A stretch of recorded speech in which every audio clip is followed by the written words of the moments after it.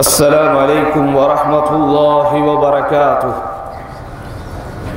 إن الحمد لله نحمده ونستعينه ونستغفره ونؤمن به ونتوكل عليه ونعوذ بالله من شرور أنفسنا ومن سيئات أعمالنا. من يهده الله فلا مضل له ومن يضلله فلا هادي له. فأشهد أن لا إله إلا الله وحده لا شريك له وأشهد أن محمدا عبده ورسوله. أما بعد، أرسله بالحق بشيرا ونذيرا وداعيا إلى الله بإذنه وسراجا منيرا. اللهم صل على محمد وعلى آل محمد كما صليت على إبراهيم وعلى آل إبراهيم إنك حميد مجيد. اللهم بارك على محمد وعلى آل محمد كما باركت على إبراهيم وعلى آل إبراهيم إنك حميد مجيد. فأعوذ بالله من الشيطان الرجيم. بسم الله الرحمن الرحيم. يا أيها الناس اتقوا ربكم الذي خلقكم من نفس واحدة وخلق منها زوجها وبث منهما رجالا كثيرا ونساء واتقوا الله الذي تساءلون به والأرحام إن الله كان عليكم رقيبا. يا أيها الذين آمنوا اتقوا الله حق تقاته ولا تموتن إلا وأنتم مسلمون. يا أيها الذين آمنوا اتقوا الله وقولوا قولا سديدا يصلح لكم أعمالكم ويغفر لكم ذنوبكم ومن يطع الله ورسوله فقد فاز فوزا عظيما. فإن أصدق الحديث كتاب الله وخير الهدي هدي محمد صلى الله عليه وسلم وشر الأمور محدثاتها وكل محدثة بدعة وكل بدعة ضلالة وكل ضلالة في النار. அன்பிற்கினிய இஸ்லாமிய சகோதரர்களே சகோதரிகளே, எல்லாம் வல்ல அல்லாஹுவின் பேரருளால் பெரும் கிருபையினால் இந்த வருட ஈதுல் அத்ஹா சிறப்பு தொழுகையை நிறைவேற்றிவிட்டு அல்லாஹுவின் தூதர் ஸல்லல்லாஹு அலைஹி வஸல்லம் அவர்கள் வழிகாட்டி தந்த குத்துபாவை செவிமடுப்பதற்காக நாம் அனைவரும் இங்கே ஒன்று திரண்டிருக்கிறோம். அருமையானவர்களே, இஸ்லாமிய மார்க்கத்தினுடைய பெருநாட்களை பொறுத்தவரை அந்த பெருநாட்களுக்கு பின்னால் உள்ளத்திற்கு இறையச்சத்தை தரக்கூடிய, ஈமானிய நெருக்கத்தை ஏற்படுத்தக்கூடிய, அல்லாஹுக்கும் நமக்கும் இடையே இருக்கிற உறவை பலப்படுத்தக்கூடிய நியாயமான பின்னணிகளும் தியாகங்களும் அர்ப்பணிப்புகளும் தன்னகத்தே கொண்டிருக்கிற நோக்கங்களையும் திட்டங்களையும் கொண்டிருக்கிற பெருநாட்களைத்தான் நாம் பெற்றிருக்கிறோம். நம்முடைய மார்க்கத்தின் பெருநாளை பொறுத்தவரைக்கும் ஆடல் பாடல்களுக்கோ கேளிக்கை கொண்டாட்டங்களுக்கோ வீண் விரயங்களுக்கோ அல்லது பிற மக்களை இம்சைப்படுத்தக்கூடிய தொல்லைப்படுத்தக்கூடிய காரண காரியங்களுக்கோ எந்த விதமான வேலையும் அங்கே இல்லை. குறிப்பாக ஈதுல் அத்ஹாவை பொறுத்தவரை தியாக திருநாள் என்கிறோம். யாருடைய தியாகம், எதற்கான தியாகம், எப்படிப்பட்ட தியாகம், எத்தனை ஆண்டுகள் கடந்தாலும் நமது நெஞ்சத்திலே பசுமரத்தாணி பதிந்ததை போல இறை தூதர் இப்ராஹிம் அலைஹிஸ்ஸலாத்து வஸ்ஸலாம் அவர்களது தியாகத்தை, அவர்கள் தம் குடும்பத்தார்களின் தியாகத்தை நினைவு கூறக்கூடிய ஒரு பெருநாள் அல்லவா இது. அல்லாஹ் சுப்ஹானஹு வ தஆலா லட்சக்கணக்கான ஹாஜிகளுக்கு இந்த ஆண்டு வந்த பாக்கியத்தை தந்திருக்கிறான். ஒவ்வொரு வருடமும் அல்லாஹ் யாருக்கெல்லாம் இந்த நாட்டத்தை தருகிறானோ, ஹஜ் என்கிற பெரும் பாக்கியத்தை தருகிறானோ, அவைகளில் அந்த ஹஜ்ஜை நிறைவேற்றுவதற்கு லட்சக்கணக்கான மக்கள் கூடுவதை போலவே இந்த ஆண்டும் மாஷா அல்லாஹ் லட்சக்கணக்கான மக்கள் புனித மக்காவிலே ஒன்று கூடி தங்களுடைய கிரியைகளை எல்லாம் தொடர்ச்சியாக செய்து கொண்டிருக்கிறார்கள். இப்படி மக்கமா நகருக்குள் கிரியைகளை செய்யக்கூடிய அவர்களாகட்டும், மக்காவிற்கு வெளியே கோடிக்கணக்கான மக்கள், ஆயிரக்கணக்கான கோடிக்கணக்கான மக்கள் உலகம் முழுவதும் இன்றைக்கு பெருநாள் தொழுகையை தொழுது கொண்டிருக்கிற நாம், இந்த தொழுகை நமக்கு தரக்கூடிய தத்துவம் என்ன, இந்த தொழுகை நமக்கு தரக்கூடிய பாடம் என்ன? நண்பார்ந்தவர்களே, இஸ்லாமிய மார்க்கத்தை பொறுத்தவரை அது அல்லாஹுவால் நமக்கு வழங்கப்பட்டிருக்கிற ஷரியத், அல்லாஹுவால் நமக்கு வழங்கப்பட்டிருக்கிற சட்டம். இதில் மனித சிந்தனைக்கோ மனித கையாடலுக்கோ மதகுருமார்களின் தலையீடுகளுக்கோ தேவையே இல்லாத ஒரு மார்க்கத்திலே நாம் இருக்கிறோம்.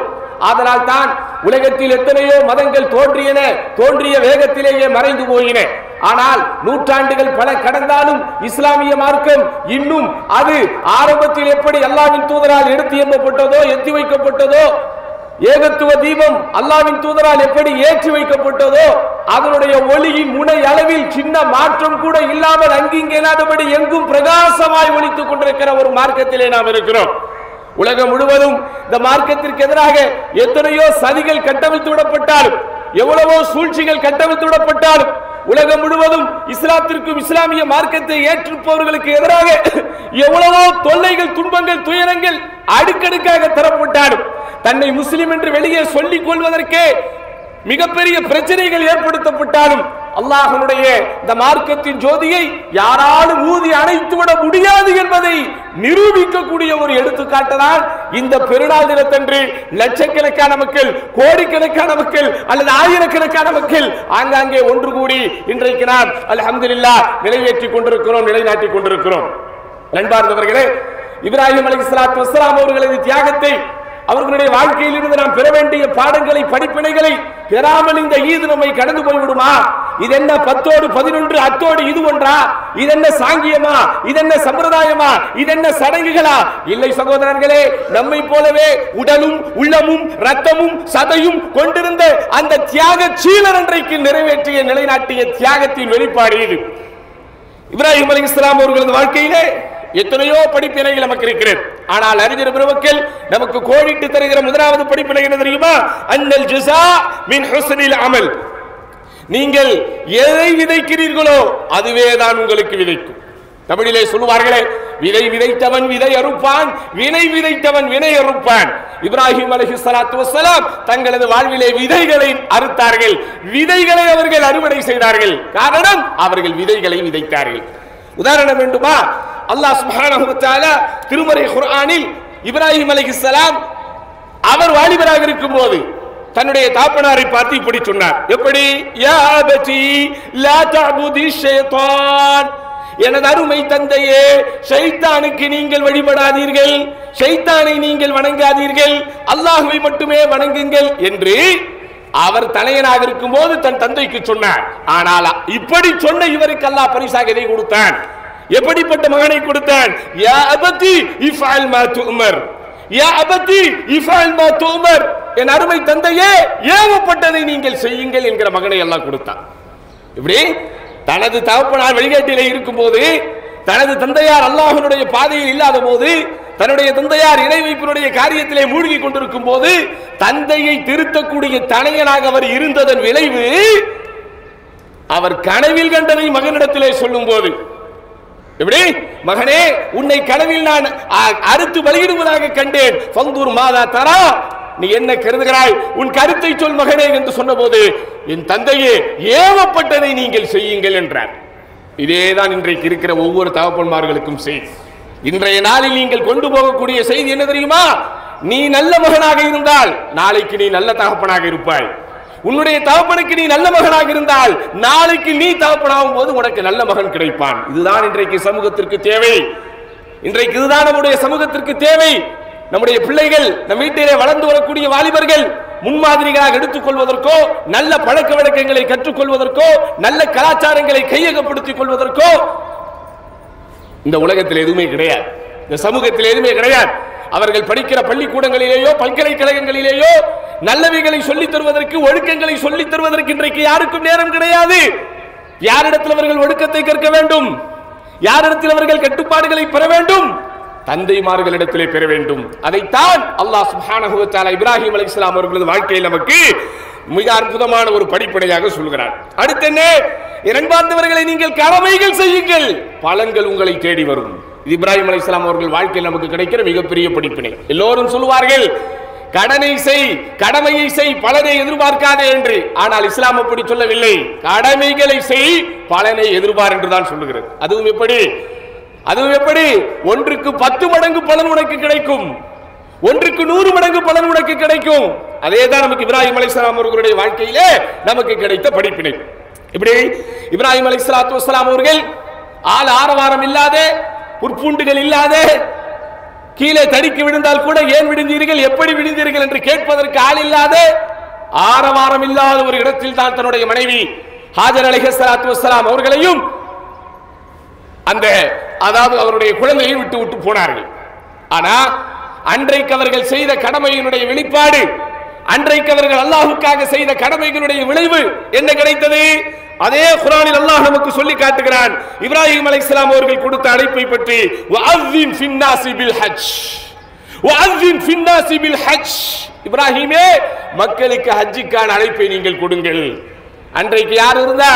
இப்ராஹிம் அலைஹிஸ்ஸலாத்து வஸ்ஸலாம் ஹஜ்ஜுக்கான அழைப்பை கொடுங்கள் என்று அல்லாஹ் கட்டளையிட்ட போது இப்ராஹிம் அலைஹிஸ்ஸலாம் அல்லாஹ்விடத்திலே திருப்பி கேட்கவில்லை, யா அல்லாஹ் இங்கே மக்கள் இல்லையே, மனிதர்கள் இல்லையே, ஆட்கள் நடமாட்டம் இல்லையே, நான் யாரை போய் கூவி அழைக்க, நான் யாரிடத்திலே போய் ஹஜ் கிரியைகளை பற்றி பேச என்றவர் பகுத்தறிவு பேசவில்லை. மார்க்கத்திலே பகுத்தறிவு பேசியவர் மார்க்கத்தினுடைய மூலாதாரங்களை மறுக்கவில்லை. அல்லாஹ் சொன்னதற்கு கட்டுப்பட்டார்.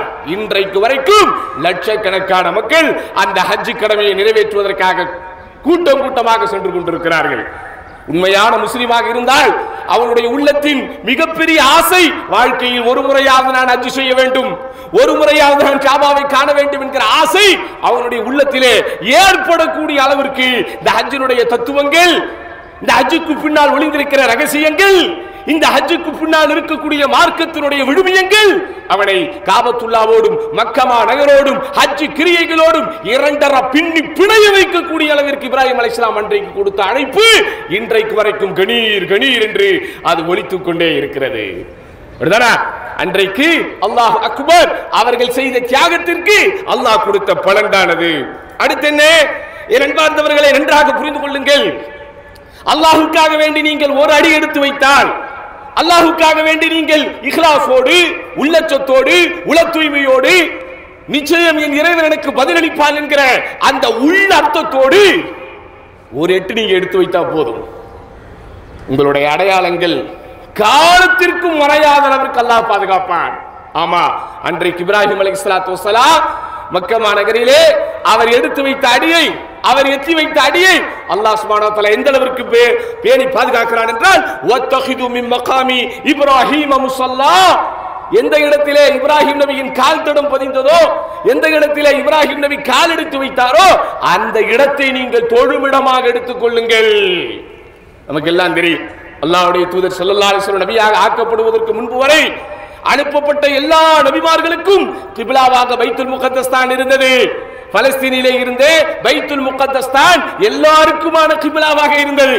ஆனா இறை தூதர் இப்ராஹிம் அலைஹிஸ்ஸலாத்து வஸ்ஸலாம் அவர்கள் செய்த சேவையை, தியாகத்தை, அர்ப்பணிப்பை, அவர்களது அடிச்சுவடுகளை, அடையாளங்களை, அன்றைக்கு அவர் ஏற்றி வைத்த ஏகத்துவத்தின் தீபத்தின் ஒளியை என் திசையும் பரப்ப வைக்கக்கூடிய விதத்தில் இப்ராஹிம் அலைஹிஸ்ஸலாத்து வஸ்ஸலாம் அவர்களுடைய பெயர் உலகம் முழுவதும் கியாமத் நாள் வரைக்கும் நினைவு கூறத்தக்க வகையில் நமக்கு இன்றைக்கு கிப்லாவாக அந்த காபத்துல்லா ஏற்படுத்தப்பட்டிருப்பது என்ன செய்யக்கூடாது, நம்ம மறந்துவிடக்கூடாது. அடுத்து நண்பார்ந்தவர்களே, கட்டுப்படுதல் என்கிற விஷயத்திலே எல்லா மனிதர்களும் ஒரே மாதிரி இருப்பதில்லை. நபிமார்களுக்கு கிடைத்தவர்களும் அப்படி இல்லை. அல்லாஹ் சுப்ஹானஹு வ தஆலா திருமறை குர்ஆனிலே மூசா அலைஹிஸ்ஸலாத்து வஸ்ஸலாம் அவர்களின் சமுதாயத்தை பற்றி சொல்கிறான். எப்படி சொல்கிறான்? ஒரே ஒரு காளை கன்றை அறுத்து கொடுங்கள் என்று அல்லாஹ் சொன்னான். ஆனால் அவர்கள் அதை அறுத்து கொடுத்தார்களா? ஒரே ஒரு பக்ராவை, ஒரே ஒரு பசுமாட்டை அறுத்து கொடுங்கள் என்று அல்லாஹ் கட்டளையிட்டான். ஆனால் அவங்க என்ன செய்யல? அறுத்து கொடுக்கல. ஏகப்பட்ட கேள்விகளை கேட்டார்கள். அந்த மாட்டினுடைய நிறம் என்ன, இந்த மாட்டினுடைய தடம் என்ன, இந்த மாட்டினுடைய அளவு என்ன, இந்த மாட்டினுடைய தன்மை என்ன? மாட்டை அறுத்து கொடுங்கள் என்று சொன்னதற்கே 1008 கேள்வி அந்த சமுதாயம் கேட்டுச்சு. ஆனா மனிதனை அறுத்து கொடுங்கள் என்று அல்லாஹ் சொன்ன போது உடனே கட்டுப்பட்டார் இப்ராஹிம் அலைஹிஸ்ஸலாத்து வஸ்ஸலாம். இங்கதான் நீங்க புரிஞ்சுக்கணும், கட்டுப்படுதல் என்கிற விஷயத்துல உலகத்தில் இருக்கிற மக்கள் எல்லோரும் ஒரே மாதிரி இருக்க மாட்டார்கள். அப்ப அல்லாஹ் யாருக்கு பாக்கியத்தை தருகிறானோ, கட்டுப்பட வேண்டும் என்று அல்லாஹ் யாருக்கு நாடுகிறானோ, யாரை அல்லாஹ் உண்மையிலேயே தேர்ந்தெடுக்கிறானோ அவர்கள் மட்டும்தான் அந்த பாக்கியத்தை பெறுவார்கள். நீங்கள் நினைத்துக் கொண்டிருக்கிறீர்களா உலகத்தில் பிறந்திருக்கிற, படைக்கப்பட்டிருக்கிற எல்லோரும் அல்லாஹ்வுடைய அருளையும் அல்லாஹ்வுடைய பொருத்தத்தையும் அல்லாஹ்வுடைய திருப்தியையும் பெற்று விடுவார்கள் என்று இல்லை. நேரடியாக இத்தனைக்கும் அந்த பனி இஸ்ரவேலர்கள் மூசா நபி என்கிற ஒரு புரட்சியாளர் உருவாகி அடிமை விலங்கை எல்லாம் உடைத்தெடுத்து அவருக்கு ஆனந்தமாக சுதந்திர காற்றை சுவாசிக்க செய்த ஒரு நபி. ஃபிரௌனுடைய ஆதிக்கத்தின் கீழ், ஃபிரௌனுடைய அடக்குமுறைக்கும் ஒடுக்குமுறைக்கும் கீழ் இருக்கும் வரை சொல்லனா துயரங்களை அனுபவித்து வந்த சமுதாயத்தை கட்டி அணைத்து தட்டி தூக்கி அரவணைத்து சுதந்திர காற்றை சுவாசிக்க செய்து தனிநாட்டை அவர்களுக்கு கொடுத்து அப்படியெல்லாம் வாழ வச்சும் கூட அந்த மக்கள் என்ன செய்யல, அல்லாஹ்வுக்கு கட்டுப்படவில்லை. ஒரே ஒரு பசுமாட்டை அறுத்து கொடுங்கள் என்று சொன்ன போது அவர்கள் வரவில்லை. ஆனா இறை தூதர் இப்ராஹிம் அலைஹிஸ்ஸலாத்து வஸ்ஸலாம் அவர்களுக்கு அல்லாஹ் சுப்ஹானஹு வ தஆலா கனவில் தான் கட்டளை போடுகிறான், கனவில் தான் எடுத்து காட்டுகிறான் மகனை அறுத்து பலியிடுவதற்கு. நபிமார்களுடைய கனவு வஹியின் ஒரு அடையாளம், நபிமார்களுடைய கனவு வஹியின் ஒரு வகை என்பதை உணர்ந்து கொண்ட இப்ராஹிம் அலைஹிஸ்ஸலாத்து வஸ்ஸலாம் அன்றைக்கு அவரிடத்தில் இருந்த ஏக புதல்வனை, இத்தனைக்கும் பல ஆண்டுகள் காத்திருந்து பெற்ற புதல்வனை, அதான் நீங்க புரிஞ்சுக்கணும். திருமணமான புதிதிலே உடனே இப்ராஹிம் அலைஹிஸ்ஸலாம் அவர்களுக்கு அல்லாஹ் வத வத என்ற வாரிசுகளை கொடுக்கவில்லை. அவருடைய வாழ்க்கை முழுவதும் தியாகம், வாழ்க்கை முழுவதும் அர்ப்பணிப்பு. அவர் மகனாக, வாலிபனாக, கணவராக, தந்தையாக அவர் என்னென்ன பரிணாமங்களை எல்லாம் எடுத்தாரோ அத்துணை பரிணாமங்களையும் நீங்கள் தேடி பார்த்தால் தியாகத்தை தவிர வேறொன்றும் கிடைக்காது. நீங்கள் தேடி பார்த்தால் அர்ப்பணிப்பை தவிர வேறொன்றும் கிடைக்காது. அப்படிப்பட்ட இப்ராஹிம் அலைஹிஸ்ஸலாம் மகனை அறுத்து பலியிடுங்கள் என்று சொன்னபோது அவர் தயாரானாரே. அப்படிப்பட்ட ஒரு கட்டுப்பாடு இஸ்லாமிய சமூகத்திடத்திலே இருக்க வேண்டும். இன்றைக்கு நம்முடைய வாழ்க்கையின் நேரங்கள் பெரும்பாலும் சகோதரர்களே பொழுதுபோக்கிலே போய்கொண்டிருக்கிறது. நம்முடைய நேரங்களும் காலங்களும் சகோதரர்களே பயனில்லாத காரியங்களில் போய்கொண்டிருக்கிறது. ஆனால் எப்படிப்பட்ட பின்னணிக்கு சொந்தக்காரர்கள் நாம், எப்படிப்பட்ட வரலாற்றுக்கு சொந்தக்காரர்கள் நாம். இறை தூதர் இப்ராஹிம் அலைஹிஸ்ஸலாத்து வஸ்ஸலாம் அவர்களது இந்த தியாகங்கள் நம்முடைய உள்ளத்தை உலுக்க வேண்டும், நம்முடைய உள்ளத்திலே ஒரு உணர்வை தர வேண்டும். ஆஹா, இப்படியெல்லாம் தியாகம் செய்த இப்ராஹிம் நபியின் வாரிசுகள் அல்லவா நாம், இப்படியெல்லாம் தியாகம் செய்த அந்த இப்ராஹிம் அலைஹிஸ்ஸலாம் என்கிற தியாக சுடரின், அந்த தியாக தீபத்தின் கொழுந்து விட்டறியும் ஜோதியின் வெளிச்சத்தில் வாழக்கூடிய மக்கள் அல்லவா நாம் என்கிற அந்த சிந்தனை கட்டாயம் நமக்கு இருக்க வேண்டும் சகோதரர்களே. அடுத்து முக்கியமான ஒரு விஷயம், இப்ராஹிம் அலைஹிஸ்ஸலாத்து வஸ்ஸலாம் அவர்களுடைய தியாகத்தோடு தொடர்புடைய, அவர்களது வாழ்க்கையோடு தொடர்புடைய அறிந்து கொள்ள வேண்டிய மிக முக்கியமான விஷயம், உண்மையான பெண்ணியத்தை இஸ்லாத்தில் தான் வைத்திருக்கிறது. இன்றைக்கெல்லாம் பெண்ணுரிமை என்கிற பேரிலே, பெண்ணியம் என்கிற பேரிலே பெண் சமூகத்தினுடைய கலாச்சாரத்தையும் பெண் சமூகத்தினுடைய ஒழுக்கத்தையும் குழி தோண்டி புதைக்கக்கூடிய காலத்தில் வாழ்ந்து கொண்டிருக்கிறோம். ஆனால் அல்லாஹ் சுப்ஹானஹு வ தஆலா உண்மையான பெண்ணியத்தினுடைய மதிப்பை நமக்கு உணர்த்த வைக்கிறான். இன்றைக்கெல்லாம் செய்கிறோமே, உம்ராவிற்கு போனாலும் சரி, ஹஜ்ஜுக்கு போனாலும் சரி, சஃபாவுக்கும் மருவாவுக்கும் இடையிலே நாம் செய்யக்கூடிய யாருடைய ஞாபகமாக உள்ளது?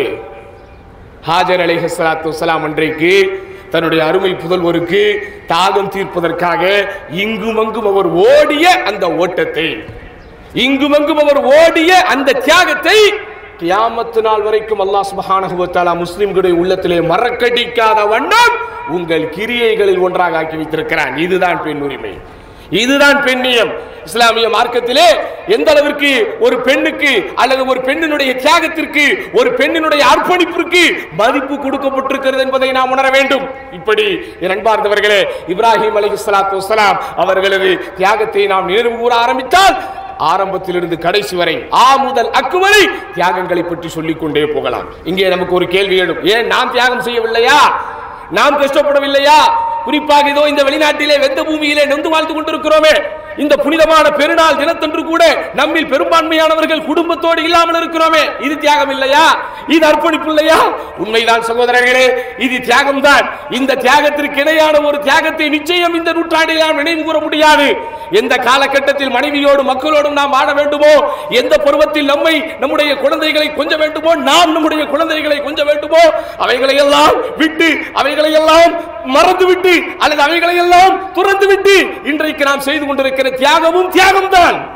ஆனா இந்த தியாகம் நமக்காக நாம் செய்கிறோம், நம்முடைய உலக வாழ்க்கைக்காக செய்கிறோம், நம்முடைய பொருளாதாரத்திற்காக செய்கிறோம்.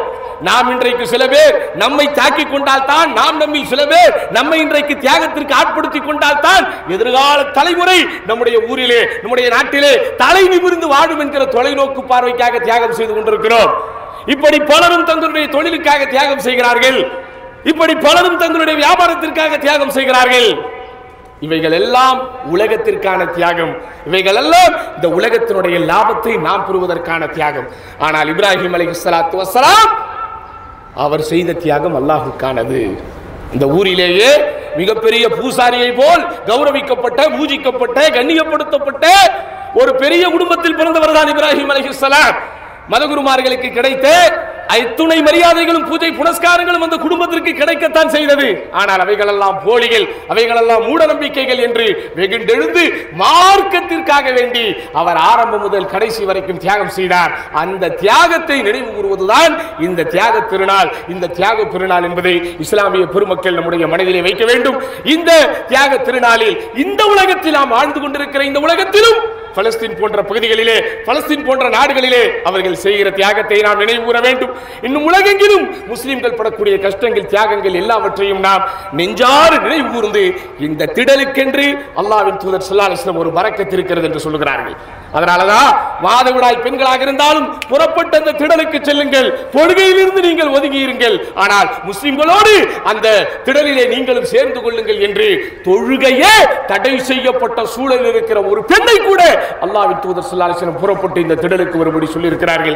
அதனால் அன்பார்ந்த இஸ்லாமிய பெருமக்களே, அல்லாஹ்வினுடைய மிகப்பெரிய கிருபை, நாம் ஊரை விட்டு வந்தாலும், உறவை விட்டு வந்தாலும், சொந்தம் பந்தம் என்று எல்லோரையும் பிரிந்து விட்டு வந்தாலும் ஆயிரக்கணக்கான தமிழ் சொந்தங்களோடு இப்படிப்பட்ட ஒரு பெருநாளை அனுஷ்டிப்பதற்கு அல்லாஹ் ஒரு பாக்கியத்தை கொடுத்திருக்கிறான் என்றால் உண்மையாலுமே இது அல்லாஹ்வுக்கு நாம் நன்றி செலுத்தக்கூடிய ஒரு பாக்கியம்தான். இந்த திடலிலே முபாரக்கான இந்த வேளையிலே நமக்காகவும், நம்முடைய குடும்பத்திற்காகவும், நம்முடைய ஊர் உறவுகளுக்காகவும், குறிப்பாக பலஸ்தீன் போன்ற பகுதிகளில் அன்றாடம் சாவை எதிர்பார்த்து செத்து செத்து பிழைத்துக் கொண்டிருக்கிற அந்த தியாக செம்மல்களுக்காக நாம் துஆ செய்வோம்.